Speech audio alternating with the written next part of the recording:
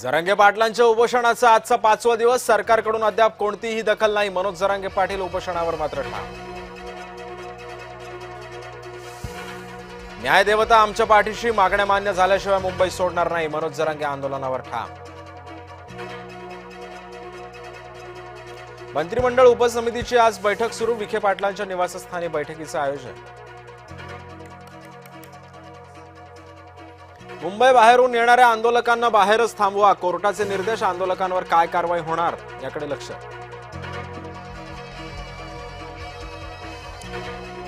जरांगे पाटलांना मुंबई पोलिसांची नोटीस. लवकरच आझाद मैदान रिकामं करा, नोटीशीमधून उल्लेख. कोर्टाच्या आदेशानंतर मुंबई पोलीस सतर्क. मराठा आंदोलक आणि बेस्टमधील प्रवाशांमध्ये मारहाण. जुहू बस स्थानकामधला धक्कादायक प्रकार. जरांगेंच्या आंदोलनाविरुद्ध याचिकेवर आज पुन्हा सुनावणी. आदेशांचं पालन झालं की नाही ते सांगा, कोर्टाच्या सरकारला सूचना. मुंबईकरांना त्रास होईल असं वागू नका, कोणाच्या तरी सांगण्यावरून गोंधळही घालू नका. जरांगेंचं मराठा आंदोलकांना आवाहन.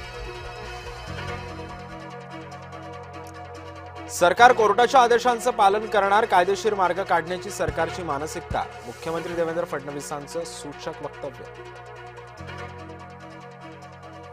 गौरींसह 7 दिवसांच्या बाप्पाचं विसर्जन. भाविकांमध्ये उत्साहाचं वातावरण.